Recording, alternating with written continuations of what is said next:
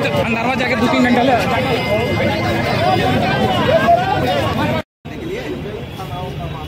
हम बोले तो मिलने के लिए बुलाया गया ना, तो आप नहीं आए ना, बिना नहीं आए। और आज भी बार बार फोन किया जा रहा था और उसके बाद भीड़ जुटा करके इस प्रकार क्या काम किए?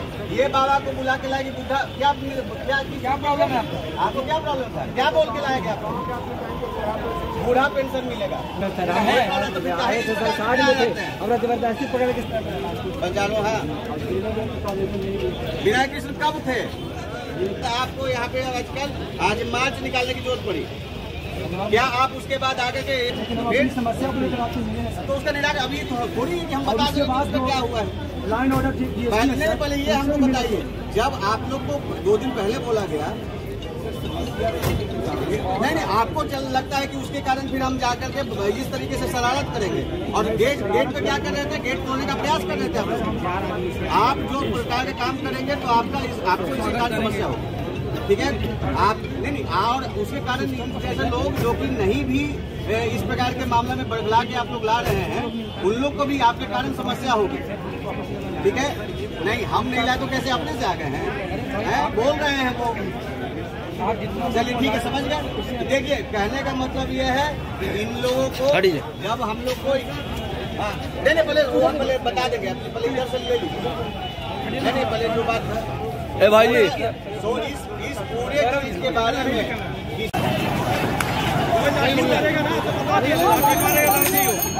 वो लाठी मारेगा तो हमारे पर हाथ में उठाई बता रहे हैं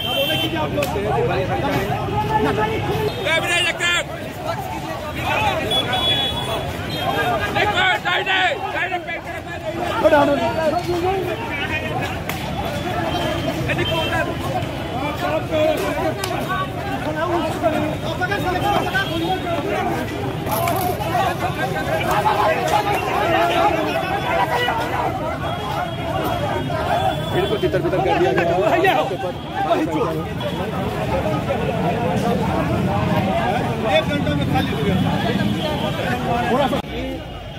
आवेदन प्रतिवेदन सूचना नहीं दिया गया।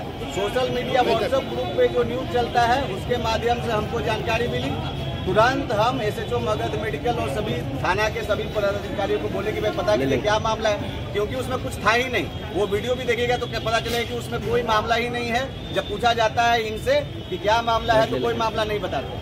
तो जब इनको संपर्क किया गया, बोला गया कि आप अपनी कोई भी समस्या हो उसको लेकर के आइए। प्रतिदिन यहाँ पे लोगों से मिला जाता है, और उनके समस्याओं का यथासंभव जो भी विधि सम्मत तरीके से समाधान होता है उसको कराया जाता है। परंतु ये व्यक्ति नहीं आए और आज भी कई बार संपर्क किया गया, इसके बाद भी नहीं आए और इस प्रकार से नाजायज मजमा बना करके, भीड़ बना करके यहाँ पर फिर लाए हैं। और उसमें खास करके ये आपको ध्यान देने की बात है, कई लोगों को बिना जानकारी दिए हुए लाए, कई महिलाओं को, कई बच्चियों को इन्होंने आगे किया और इस प्रकार से इन्होंने इस प्रकार का जो काम किया है वो बिल्कुल गलत है। मैं सभी लोगों से अपील करना चाहूँगा कि कोई भी युवा इस प्रकार के लोगों के बहकावे में नहीं आए। बहकावे में आएंगे तो कुछ लोग अपने निहित स्वार्थवश आपका उपयोग करेंगे और गलत तरीके से आपके ऊपर कांड दर्ज होगा और फिर उसके बाद न नौकरी मिलेगा और जो पुलिस की कार्रवाई है और कोर्ट से जो सजा है वो भी मिलेगी। ठीक है, चलिए वो अभी डिटेल हम लोग देंगे।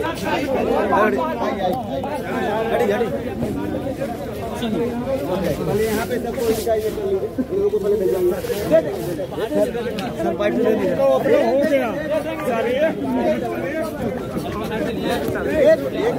दे देंगे हम, पहले ऊपर चलेगा, हम लोग आपसे बात करेंगे।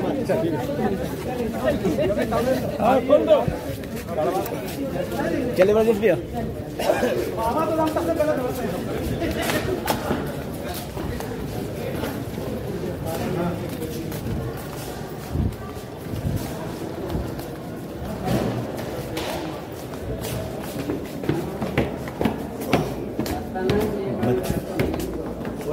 ले लीजिएगा भाई, सब बताया जाए।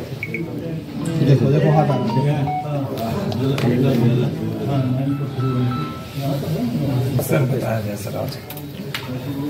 आज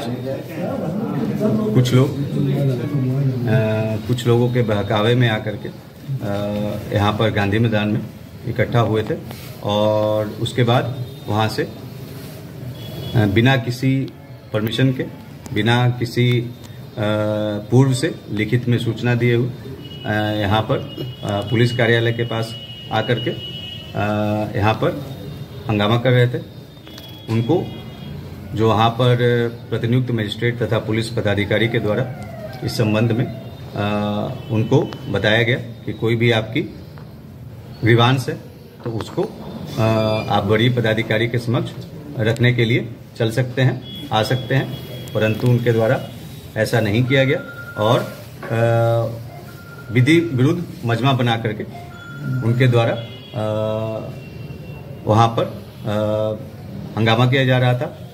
इसके बाद जो भी अन्य वरीय पदाधिकारी, पुलिस पदाधिकारी एवं मजिस्ट्रेट को वहाँ पे भेजा गया और विधि सम्मत तरीके से उनको वहाँ से हटाया गया।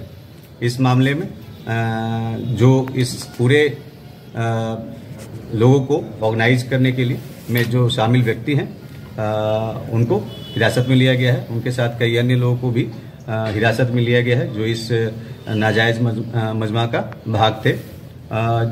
मेरे द्वारा भी उन लोगों से बातचीत की गई है, पूछा गया है। कई लोगों के द्वारा बताया गया है कि उन्हें किसी अन्य नाम से वहाँ पे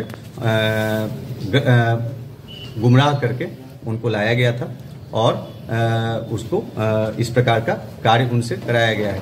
सभी लोगों से मैं अपील करना चाहता हूँ कि कोई भी आपकी समस्या है तो प्रतिदिन यहाँ पर कार्यालय में हमारे द्वारा या अन्य पुलिस पदाधिकारी के द्वारा लोगों के जो शिकायतें हैं या जो उनकी समस्याएं हैं उनको सुना जाता है और आप अपनी समस्याओं के निराकरण के लिए आ सकते हैं।